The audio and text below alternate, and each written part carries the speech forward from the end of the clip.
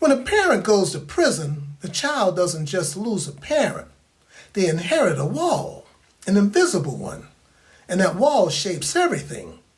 Who they think they are, how strong they believe they can be, and whether they feel like they belong anywhere at all. Today we're talking about that wall. We're talking about the children. These kids carry something most people never see. At school, it can be whispers, quiet exclusion, sometimes bullying. At home, it can be secrecy, a family trying to protect a child by hiding the truth, but leaving that child confused instead, maybe even ashamed. And over time, something worse can happen. A child stops being seen as a full person. They become the kid with a parent in prison. That's it. That's the whole story as far as the world is concerned. That kind of silence, the silence around what's really going on, can end up weighing more than the absence itself. But here's what's surprising and what might surprise you too. Inside all of that pressure, something else grows.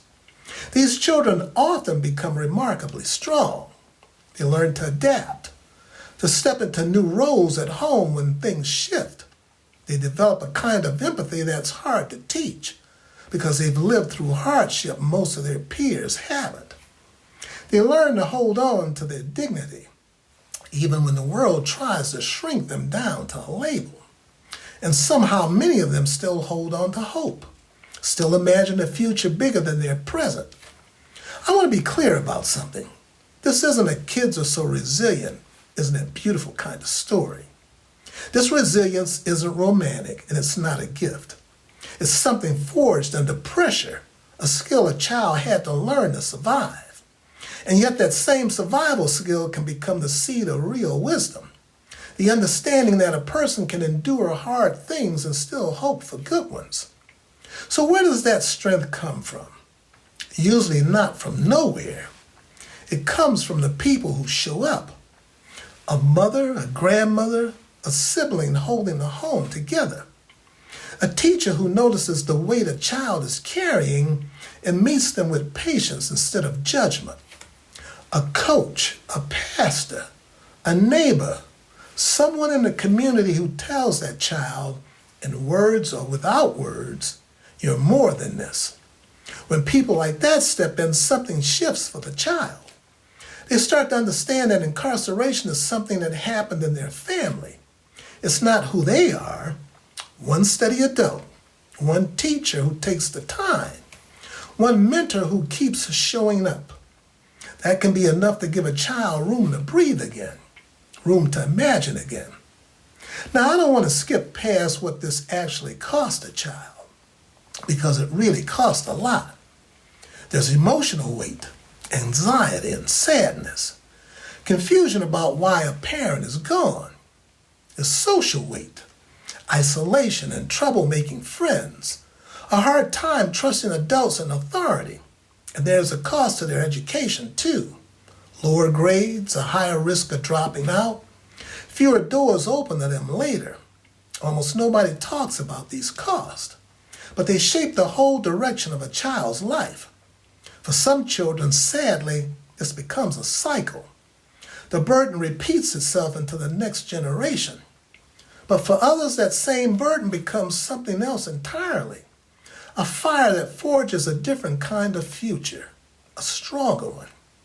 And that brings us to what these children can actually teach us, if we're willing to listen.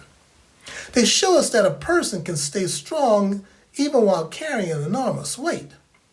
They show us that who you are is never fixed by the worst thing in your family's story. They show us that hope can survive even in silence. And they show us that a painful legacy can be turned into something different, not by pretending it didn't happen, but by carrying it forward as strength instead of shame. We usually think wisdom flows from adults down to children. But these kids are proof it can flow the other way too. They're living it every single day. So here's what I want to leave with you. Think back to when you were a child. What walls did you carry? Even quiet ones nobody else could see. How did silence or absence shape the way you saw yourself? And where even just once did you find strength you didn't know you had? Because this isn't only about children of incarcerated parents. This is about every child who has ever carried something heavy alone. Children of incarcerated parents carry walls that reshape who they are and how strong they become. When we name what they're carrying, we honor that strength. We honor their wisdom. Next episode, we're going to talk about what happens when families break their silence and how they begin turning shame into something they can carry together. Take care. Stay connected.